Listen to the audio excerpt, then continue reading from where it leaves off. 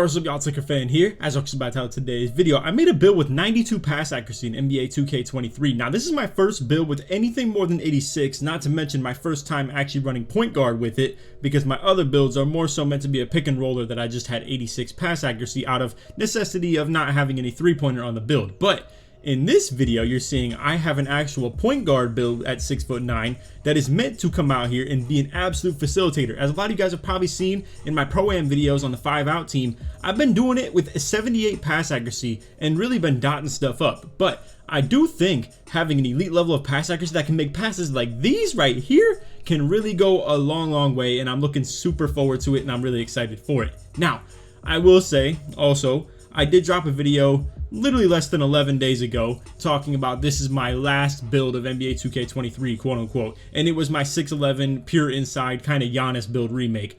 Come to find out, I really just had this inkling of really wanting to make a new build for the 5-out team. I wanted something that was going to be super kitted up and just really good for that team and the perfect build for it. And in this video, I'm here to showcase what I really do believe is the case for that. Now, you can see this build can do it all. I'm telling you, its defense you're going to see is very mediocre by the stats, but Silver Interceptor and Silver Challenger is plenty enough to do exactly what I'm trying to do. I ditched the rebounding on the build as well. The previous 5-out build that I had at 85 offensive rebound, and it did really contribute in a pretty good way. But the things that I'm gonna really get out of taking that off in today's video for this build really goes a long way, to be honest. But as you can see, doing crazy stuff, from the dribble moves to the dunks to the shots as well, the snatchback shots and stuff like that. We got all types of involvement from the dunk metering. We got this little hop back to the corner right here. All the passes involved. I mean, the interception little pick six that I had off the flashy pass to Tonic. Not to mention, this is gonna have Hall of Fame needle threader,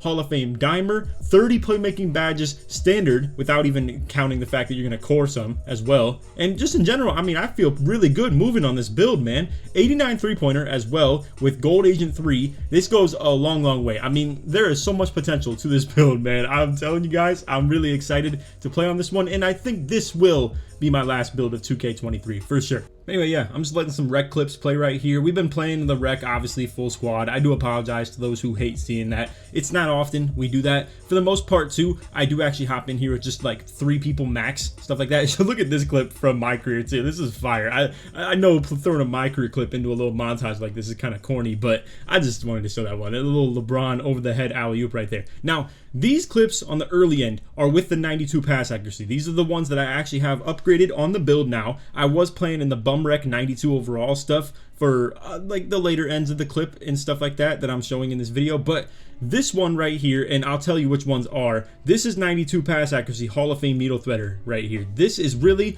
a nice little pocket pass against a 2-3 zone that you're seeing right here. They go 2-3 with it. They have this guard on me, but they don't want him to be on me, so they switch him over to the corner. But as you can see, a little miscommunication between those guys, confusion. I push it over this way, catch the dot on the corner right there, and boom, hit my man Salt for the corner 3. And I gotta say, this pass accuracy stuff is really just going crazy. Now, I want to show maybe just the early part of the clips where I have the passes, but as you guys can see, the Gold Agent 3 is something that we are here to talk about in today's video too. 89, the difference between that and 85 is actually pretty significant as far as I can feel. These passes right here though, this is something that only 92 pass accuracy can really make and put it on a dime, if you ask me. I've played with 86 before in multiple different times of my builds and stuff like that this year. I've played with the 78 as well. The 78 does not make passes like this. 86 is still kind of questionable. I mean, it's still wide open at the end of the day. Obviously, it's not a hard pass to make. With a little bit quicker of a defensive reaction, though, you definitely would see some impact on that. And also, same with this one. I mean, this is some zip right here, bro. This is really getting a clean catch to the corner on a full court pass, and things like this are a really good example. But the half court one that I just showed you also over to that right corner was really the biggest example. I think in the half court setting, the speed of these passes is really going to shine through. Not to mention, once again, we're going Hall of Fame dimer, Hall of Fame needle threader, and I am really going to be on my floor general stuff when it comes to this comp pro-am stuff. I'm sure a lot of you guys have heard, if you're watching the videos, etc., that I am being extremely vocal with the play calling. I got a lot of things labbed up in my head, and there's a lot of things that we have for the plays. So I'm looking forward to being able to be the vessel of it all and letting people get better catches on their shots, letting people hit at a higher rate with the Hall of Fame dimer, and getting them through at an even better rate, and maybe even throwing at point guards' heads with that Hall of Fame needle threader on cuts. So I'm looking forward to it. We're going to showcase the build real quick. All right, so real quick, I want to start us off with the progress that I have on it already. And this was made 2 days ago. I have been going ridiculously hard with this stuff. To show some rec stats real quick, I could go ahead and do so.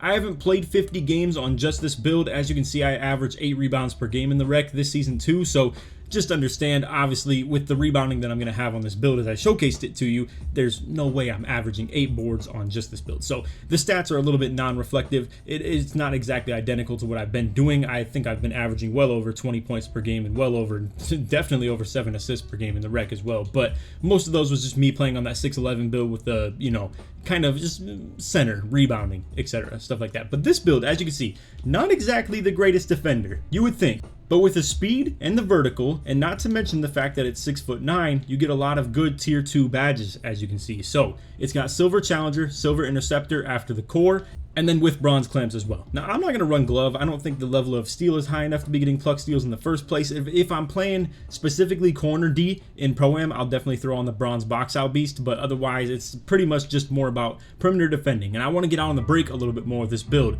and maybe get the free takeover. Obviously, you see a lot of 5-out point guards do it. They guard the wing, they leak out in the fast break, they get free takeover, free points, and obviously with me on takeover, it goes a long way with the slash take and the easy blow-bys just being active. So the plan is not to run long-term double shooting core. It's just that's what I currently have, and I don't have a finishing core at all. I'll probably get limitless takeoff really soon, and then we're working toward posterizer as well. Problem is it's tier 3, so I got it a little bit later, and obviously has a little bit less progress on it. But the plan is I might even run the double playmaking core. Now, here's the other thing about it as well. I could also just run the standard, like, one everything core pattern, because as you're going to see, I really don't need that many ridiculous amounts of shooting badge points. I probably do want limitless, but I'm not sure I truly necessarily need it. I probably will put it on silver though, and just take away from things like obviously like amped, maybe some clutch shooter, some claymore, etc., stuff like that once I have enough badge points, because as you can see, once you take all of these off, you clearly have to spend a couple of them. So if I get 2 more shooting badge points, it will allow me to run limitless range on silver, and then I could just settle for the tier 2 cores. To be honest, I'm not sure if I have it in me to grind gold blinders, to be real with you. I didn't really even have it in me to grind silver, but I still did it. But either way, I'm still thinking if I were to core a shooting badge, it'd probably be limitless and I could just run that on silver. But I'm low-key also thinking about not even running a shooting core. So real quick, just to replace these badges and explain that, I'm thinking I could potentially run a double playmaking core to where I'd get unpluckable cored on gold, because you can see that'll actually be pretty close. I have silver handles for days already available, same with like gold quick for step if I wanted either of those two. And as you're going to see with that as well, it would allow me to run a finishing core. So if I run with a double playmaking, just real quick, I'll go ahead and show you guys what I'm talking about right here. So if I load this double playmaking core up, it's going to be 2 playmaking, 1 finishing, and 1 defense. It would mean 0 shooting cores, but I honestly think I might be okay with that. If I didn't have any shooting cores at all, as you're going to see, I would pretty much just take off all these tier 1 badges right here, run gold agent, gold green machine, and then I could either do one of 2 things. I could either put the extra points into something that's maybe more tier 1, like obviously volume shooter, clutch shooter, anything between like claymore. I don't really think I need amped or anything like that either. So, but the other option would be I could just run 4 shooting badges, agent 3, green machine, gold blinders, and then silver limitless range. And obviously with those 2 extra shooting badge points that I'm still missing, because I need to get 23 in total, then I'd be able to put it on limitless, and boom, there you go. I just run pretty much 2 tier 2s and 2 tier 3s, and that's all it would be. And then after that, I'd be able to core poster, be able to put things like maybe aerial wizard and a little bit higher level of fearless finisher and the silver acrobat and stuff like that on as well, because that's in total 2 badge points right here for acrobat, 1 more for fearless, that's 3. And then if you count all of this stuff as well, that'd be like 3 more, maybe silver aerial wizard, and then boom, I'd be able to get all those badge points back by just coring posterizer. So pretty much I'd be able to run silver fearless, silver acrobat, and then silver aerial wizard paired with the gold on posterizer, limitless takeoff, and slitheries. And that's if I were to run the double playmaking core. So that's at least my thought process currently as we speak, and then I'll be able to keep the defensive core, because obviously I need that to run all of the things that I want on defense.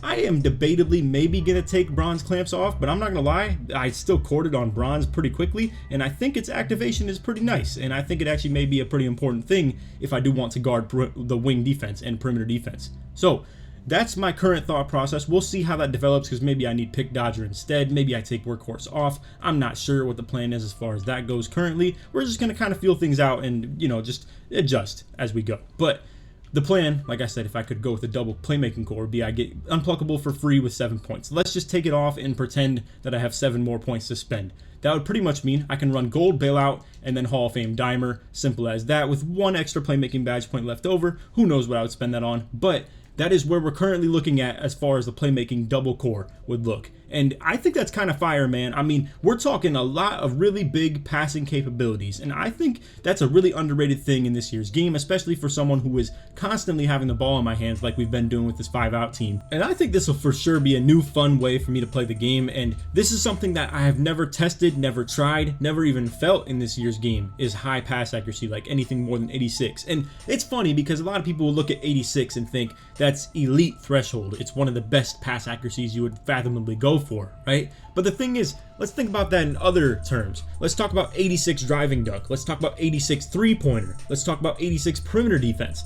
Those are all seen as like pretty above average to mediocre levels of ratings. I mean, 86 three-pointer gives you silver limitless range and silver agent 3. That's not exactly elite or anything like that. Same with 86 driving dunk, gives you like gold takeoff. It's a pretty good threshold to hit, but it's still only pro contact dunks. It's not exactly something people would see as elite. It's definitely above average to good, so to say. But with 86 pass act, that's also still seen as good, if you ask me. And I think people see it as elite, but they really don't consider anything higher than that because they think it's kind of troll. They don't think it's worth putting on the build. But I am here to tell you right now, off the gameplay that I have felt, 92 pass accuracy feels really, really good. To be fair, it's only been one night so far because I just, like I said, left my build at 92 overall for the bum wreck runs, and then now I actually upgraded it to 96, as you can see. And we're not missing much, to be real with you. The next upgrade is probably just gonna be close shot, standing dunk, and probably not the driving dunk. I'll probably keep that 93 for now, and probably just interior defense. I'll probably leave mid-range to dead last. The only thing I really struggled with so far with the no mid-range was kind of a 2-3 zone defense that we played against on like some super comp team, but honestly, you will see in that video, the pass accuracy and the driving dunk and the shooting ability of this build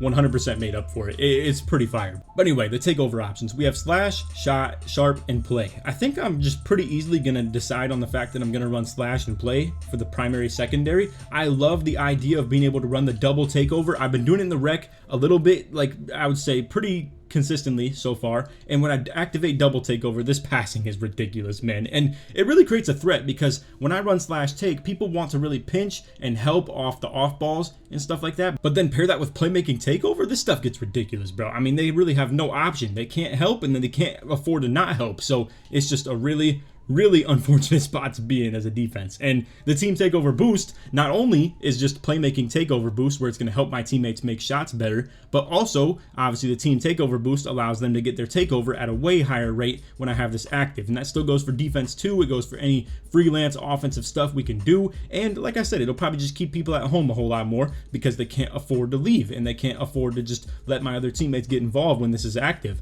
So it's a really interesting thing, and I will say I have been noticing people can't afford to do that pinch stuff anymore when I'm playing this rec stuff. And to be fair, it's just rec, I do understand, but the passes are really getting where they need to go extremely quickly, and my teammates get really good catches off them. I can thread the needle. I can get a really like crazy boost to their shot as well with the Hoff dimer. And I think this is just going to be a really souped up build, man. And as you can see, we're almost already a 97 overall on this thing. And I've only had it for 2 days now at this point. I have been no-lifing 2K from sunup to sundown, two to like 3 days in a row, whether it's my career Hall of Fame. I've probably played only like, I would say, yeah, 11 games or something like that, but mostly on Hall of Fame, getting my hot zones and stuff like that, and just, you know, grinding the playmaking extremely easily. And then really just all wreck from that point, whether it's playing with Tonic on his new build. Nut made a new build as well, and it's ironic you may ask, well, Laker, are you going to guard ball with this? No, I'm just playing wingy with it. We have Nut actually making a build that can play on-ball defense lock and still be a wing spot up for us as well. It's going to be a really unique, interesting lineup that we're going to be able to run. Tonic is now going to be on that 6'9" that we showcased in, you know, a couple videos ago with the rec runs of me, him, and AK versus like 5 rec players, and I'll maybe even try and highlight that on my own channel. I know Tonic is very cooperative with that stuff, and he's very okay with me like posting my own videos of his builds that we like kind of collaborate on and kind of try to come up with together. But definitely check out his own video if you guys would like, and really, if you're curious, I would definitely advise for you guys to do that. It's good for his channel, it's good for the sake of just me being a good friend to him as well, and would really appreciate if you guys could check out his own video showcasing his build. But I'm looking forward to this stuff. I don't know what the plan is as far as the lineup goes yet entirely. The plan is we'll probably still play with a pure lockdown like Spillboy, who's going to come out here and play back end for Nut. So Nut guards ball, Spill back end, me playing wing D, probably Tonic and Joey both in the corner defense, or maybe I'll be corner D and Tonic can play wing D, something like that. I'm not exactly sure yet. Or we might even go with a lineup where it's double bigs. So let's talk like Joey and Denton. So it's just 2 stretch bigs in the corners on offense and defense. Then from wing, or like wing top and other opposite wing on offense, it would be me, Tonic, and Nut. Or it could also just on defense still be that same thing, kind of a 3-2 zone where it's just me, Tonic, and Nut all playing like the wings and stuff like that, and just running heavy rotation spams pretty much. Or Tonic can still play back end with that build too. So it'll be an interesting set of circumstances. We'll have a lot of content off that, and I'm excited, man. We should be able to get runs pretty soon with all the new builds, and I think it's gonna be some elite stuff, bro. But anyway, I would showcase to you guys the actual like my player builder, but I have 10 build slots now, and I want to keep them all. I really would like to make a video talking about the fact that I've made 10 builds and what I've learned in 2K23 off of the 10 builds that I've created. Sadly, that's a lot of money spent, obviously, but like I said, we'll maybe showcase in another video with the actual like my player builder how to create it, but this should be pretty simple for you guys. I mean, as you can see, it's 6'9", 185, 7'1" wingspan, made it at the point guard position. You can like translate all these stats that are in here right here into the builder, and it'd be easy enough for you to look at this and create it yourself if you would really like. But to give you some perspective, the defense feels amazing on this stuff. It's way better than I thought, and it's not to say that it's better than anything I've used so far in this game. Obviously, most of the builds that I've used in this year's game are at least 86 to 88 Prim D with like 90 steal rating as well, or at least 85. I got block on my main defensive build, and obviously interior defense like 84 on that one too.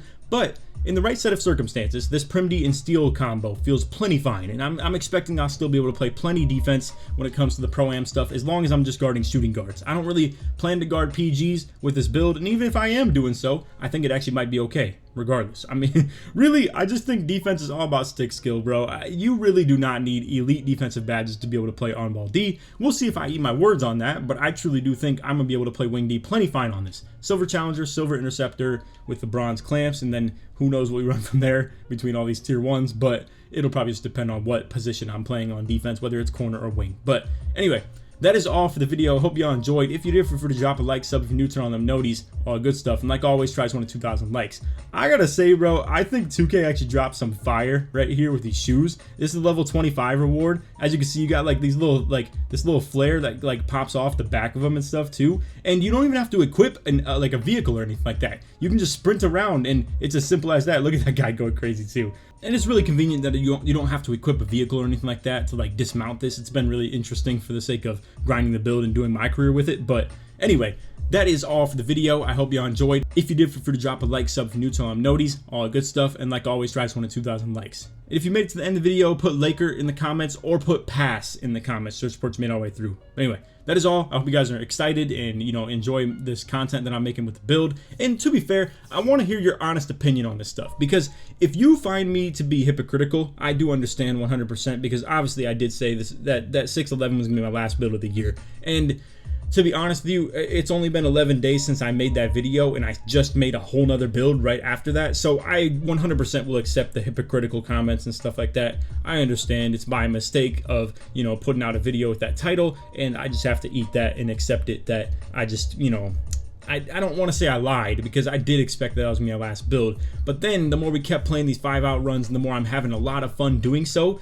I really do see that I would like to make a new build specifically tailored to being able to play the point guard for that team. My original plan was to be more like a shooting guard pick and popper that would maybe be able to just hunt matchups, go more offensive scoring mode, and I'd have a point guard like distributor on my team. But I don't know. I think as things have developed, I'd rather just be the actual point guard distributor of the team and be a vocal leader as far as that stuff goes. But anyway, that's all. Hope you enjoyed. Other than that, take it easy, man. Peace.